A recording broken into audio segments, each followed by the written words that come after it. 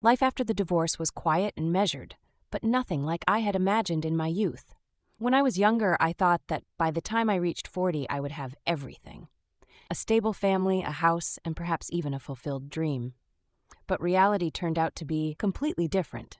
A divorce, my ex-husband leaving for his young assistant, and the constant struggle for a normal existence left me with my son and a small flower shop on the coast. Floristry was my salvation. I could spend hours fussing with flowers, picking out shades and textures, creating perfect bouquets for weddings and celebrations. Work distracted me from thoughts of how drastically my life had changed. In the shop, I found solace. Among the bright colors and delicate aromas of flowers, Carl, my son, was my only close person. At 23, he was on the verge of an independent life, studying friends, plans for the future. I tried to be a good mother and support him in everything, although sometimes I felt like he no longer needed me, that he could handle things on his own. Sometimes when Carl brought friends home, I would sit in the shop for a long time to avoid interfering with their conversations and laughter. I wanted Carl to live a full life without burdening himself with worries about me. Among his friends was always Adrian, a tall, athletic, and always smiling guy who had been friends with Carl since childhood. Adrian was 2 years older than Carl and always seemed calm and confident to me. He often stopped by for lunch or just to chat, and I always saw in him the same boy who used to play with Carl in our garden. But something began to change. I couldn't pinpoint exactly when, but Adrian's glances became different, more attentive, more intense.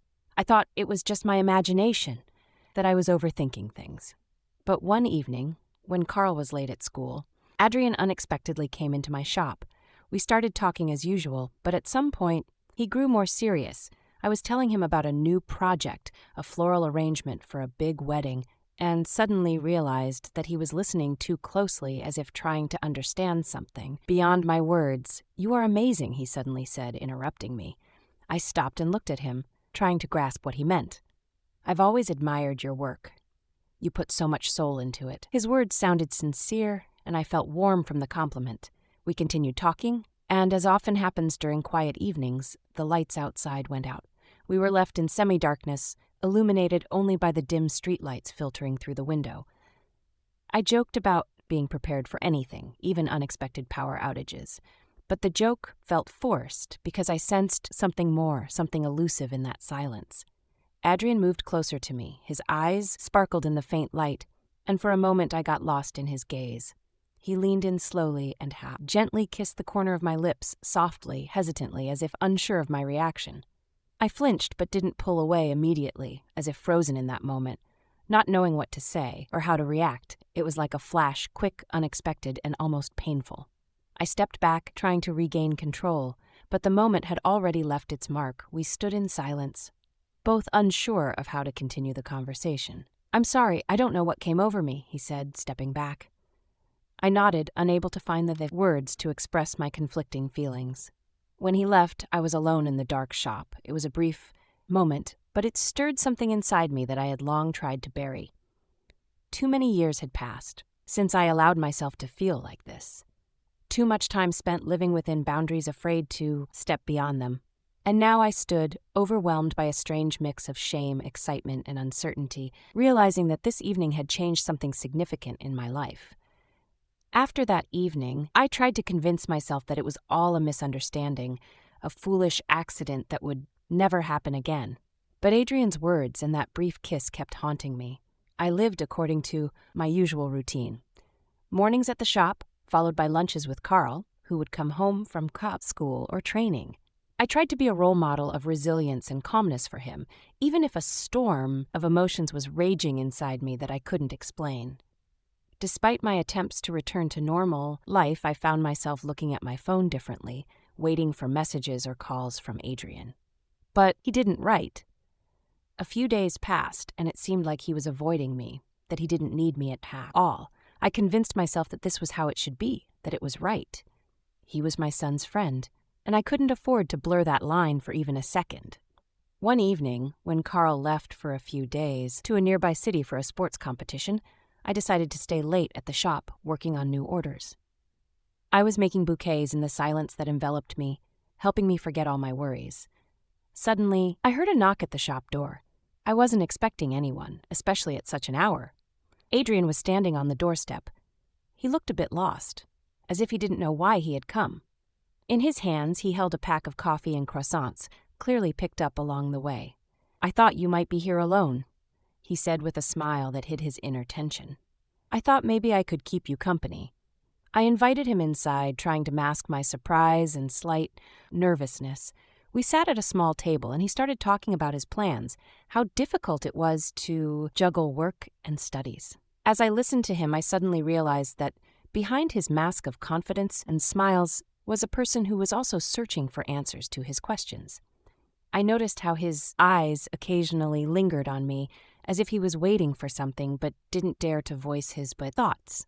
We talked, laughed, and shared stories from past years, as if trying to make up for lost time. It felt like I was talking to the same boy who used to play in our garden. But at the same time, I saw a grown man whose looks and words stirred my hidden emotions. At one point, Adrian casually touched my hand. It was a light, almost invisible touch, but it made my heart beat faster. "You know, you're amazing," he said softly, looking at my hands nervously folding ribbons for the bouquets. "I've always felt comfortable around you." I didn't know what to say. We were sitting across from each other, and I could feel the air between us charged with electricity, each moment stretching into eternity. Adrian leaned closer and kissed me again, but this kiss was entirely different. Long, deep, and filled with everything we were both afraid to acknowledge. I felt his hands gently wrap around me as he guided me in this moment, which I was terrified to shatter. I couldn't stop, but I couldn't let myself continue either. We pulled back, and I saw in his eyes not only attraction but also vulnerability, the kind that often hides behind masks. "Megan, I can't explain what's happening to me," he said, and his voice carried the anxiety that echoed in my heart. I know this is wrong, but I cut him off, placing my finger on his lips, not letting him say more. That kiss held everything, doubts, passion, and the fear we both were too scared to admit. I tried to justify to myself that it was just a weakness, a moment that could be forgotten, but I knew that for both of us, it meant far more than we were willing to admit. Adrian left late, leaving me in complete silence in the shop. I sat in the darkness, feeling his taste on my lips, and the chilling realization that there was no way back. Everything that had once seemed so right and stable suddenly felt fragile and uncertain. I didn't know what would happen next, but I understood one thing. That kiss was not just a mistake. It was a point of no return, a crossing of a boundary I had promised myself I would never cross. After that night in the shop, my thoughts kept returning to Adrian. It felt like I had lost control of my life, as if I was caught in a whirlwind of emotions that I couldn't explain or suppress. I tried to distract myself with work, but my hands would mechanically sort through flowers. And every time I was alone, his image would appear before me, warm, persistent, too close. I couldn't and didn't want to share this with Carl. He was too absorbed in his own affairs, studies and plans, and I didn't want to disrupt his world with my problems. I tried to be the same. As always, a caring mother, a friend, someone who was always there when needed. But inside, everything was changing, and the further it went, the harder it was to hide. Every time Adrian appeared at the shop's doorstep, I felt my heart stop, and the air between us filled with tension. I couldn't ignore. One evening, when Carl went out to meet friends, Adrian came to the shop again. We were sitting on the floor, surrounded by flowers, sorting through leaves and stems, and our conversations flowed freely and effortlessly. He was telling me about his plans for the future, about how difficult it was for him to find his place in life. I listened, and suddenly realized that these conversations had become something more to me than just passing the time. I saw in him someone with whom I could be honest, with whom I didn't need to pretend to be strong and flawless. At some point he fell silent, looking at me intently. His eyes were full of unspoken worry, and I sensed he wanted to say something important, but hesitated. "Megan," he began, nervously fidgeting with stems in his hands, "you do understand that this isn't just nothing right. I can't stop thinking about you. I try, really, but..." He trailed off, and I looked at him, unable to respond. His words stirred all the fears and hopes I had been desperately trying to suppress. I knew the situation was out of control, but it was too late to stop. We sat in the dim light, the tension between us palpable and inescapable. I reached out to him without thinking, simply following my heart. Our lips met again, and this kiss was nothing like the ones before. It was full of desperation, passion, and inexplicable tenderness. Adrian pulled me close as if afraid this moment would slip away and never return. It was the kiss of two people who had long been lost in their feelings but couldn't find a way back. I could feel him trembling, his fingers gently brushing my shoulders, as if testing how far he could go. I knew this kiss wasn't just a display of passion. It was an attempt to hold on to something important, something slipping through our fingers. He kissed me in a way no one had kissed me for years, without words, but with such deep understanding that I couldn't remain indifferent. "I'm sorry," he whispered when we pulled away. I shouldn't have, but I can't help it. I didn't know what to say. My heart was pounding and my mind was swirling with thoughts of Carl, our friendship, and the fact that we were doing something unacceptable. But at that moment, I felt only one thing. I was alive, and the feeling was too sharp to ignore. We both knew it was wrong, but neither of us wanted to back away. The kiss was a boundary we had crossed, and with each time that line was pushed further and further, I felt like I was standing at a crossroads, as if I was on the edge of a cliff, both terrified and eager to take a step forward. Adrian was the one pulling me out of my familiar world, and it scared me as much as it attracted me. When he left, I remained sitting on the floor, surrounded by flowers that suddenly seemed lifeless and dull. I knew I couldn't turn back, that our feelings had engulfed us both too strongly. And for the first time in a long time, I didn't know how to handle it. I tried to keep myself together, but each new day felt like a challenge. Adrian was no longer just my son's friend. He had become the one who filled the emptiness I had ignored for so long. But with every shared glance, every word, and every gesture, I felt like I was standing on the edge of a cliff, and one wrong move could destroy everything I had built over the years. Carl didn't know anything, but it seemed like he sensed that something had changed. He came home tired and irritated. His usual kindness and carefree attitude had vanished. I tried to be attentive, asked about his studies, his friends, but he responded curtly, reluctantly, as if something inside him had broken. He started to notice that I was secretive and anxious, but he said nothing, and I was afraid to admit even to myself that I might be the cause of his coldness. One evening, Carl unexpectedly came home earlier than I had expected. I was sitting in the living room, trying to distract myself with a book when he walked in, tossed his bag into the corner, and sat across from me, not taking his eyes off me. There was something strange in his gaze, a mix of hurt and discontent that I had never seen before. "Mom," he began, unexpectedly serious, "you've been acting weird lately. You avoid conversations, and when you talk, it's like you're not really here. What's going on?" I froze, not knowing what to say. My thoughts were racing, searching for excuses, but everything I could think of felt shallow and insincere. "Everything's fine, Carl. I just have a lot of work," and I trailed off, realizing that my words sounded strained.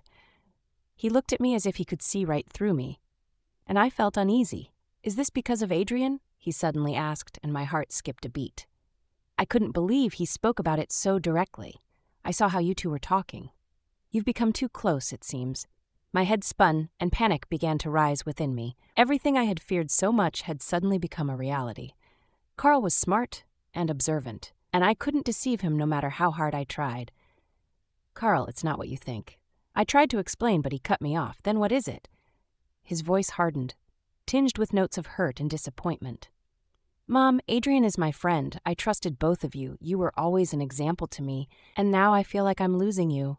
I was overwhelmed by conflicting emotions, shame, anger at myself, fear of losing my son. I couldn't find the words to explain to him why it happened, why I had allowed myself to go this far. I understood that every answer would only make things worse. "Carl, I'm just as confused," I tried to say, but his face grew darker and he stood up, not letting me finish. "You know, I thought you were stronger," he said quietly. But his words cut deep into my heart. "I don't know how to look at you now." He turned and left, leaving me alone with my thoughts and a growing sense of guilt. I sat there, unable to move, feeling as though an insurmountable wall had grown between me and my son. That night I couldn't sleep. I kept thinking about how our life was falling apart before my eyes, and I didn't know how to fix it. Everything that once seemed so important and real had now become the source of pain and disappointment. And for the first time, I felt that I was solely responsible for this chaos.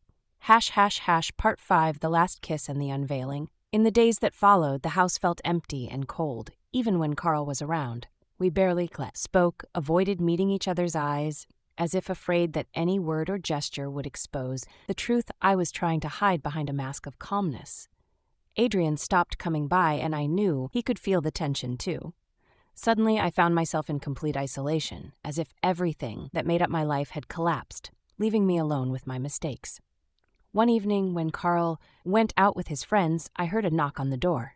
Opening it, I saw Adrian. He stood there, drenched from an unexpected rain, with a tired expression on his face. His eyes were filled with despair mixed with hope, and seeing this both moved and frightened me. I couldn't ignore him, but I didn't know what to do. "I can't keep going like this, Megan," he said quietly, as if afraid to shatter the fragile silence between us. "I can't live in this state, not knowing what will happen next." We stood at the doorstep, and I felt each moment stretch into eternity. I wanted to tell him that it was over, that we needed to part ways and forget each other, but the words got stuck in my throat. Adrian stepped forward, and I didn't pull away, no matter how much I tried to convince myself that I should. "Adrian, everything is too complicated," I said, struggling to find the right words. "We've gone too far." He didn't respond. Instead, he suddenly hugged me tightly, as if it was the last time, as if trying to hold on to something that had long been lost. His hands were warm, and I felt everything inside me tighten with pain and contradictions. I knew this was a moment of farewell, a moment when we had to let go of everything that had bound us. But it was unbearable to do so. Our lips met once more, and this kiss was filled not only with passion but also with forgiveness, bitterness, and the realization that we couldn't be together. He kissed me with such desperate tenderness that I felt tears welling up in my eyes. This kiss held everything: our tangled past, mistakes, and the fear we had both been hiding. And at that very moment, the door opened. Carl stood at the threshold, seeing us in this most vulnerable moment. I pulled away, but it was already too late. His gaze full of pain and confusion pierced me. He didn't say anything, just looked at us, trying to comprehend what he had just seen. In his eyes, I saw it all. Disappointment, anger, betrayal. I knew something was wrong. Carl said quietly, but his voice shook. But I never thought I'd see it with my own eyes. I tried to approach him to explain that it was a mistake, that it was more complicated than he thought. But Carl stepped back as if each of my steps caused him pain. "Carl, please listen." I didn't know what else to say. My words sounded empty and meaningless. "You're my mother, and I always believed that you understood how important what we have is to me," he said, his voice trembling with emotion. "And you, Adrian, you were supposed to be my friend, not destroy my family." He turned and left, slamming the door loudly, leaving Adrian and me in complete silence. We both knew this was the end. We had destroyed everything that was dear to us. Adrian left without a word, and I was left alone in a house filled with memories and pain. That last kiss was not just a moment of saying goodbye to Adrian, but also to a part of myself, the part that had hoped for something more than just mundane routine. I understood that I had lost my son, his trust, and all my principles for a moment of weakness. And now the only thing I had left was the realization that there was no way back.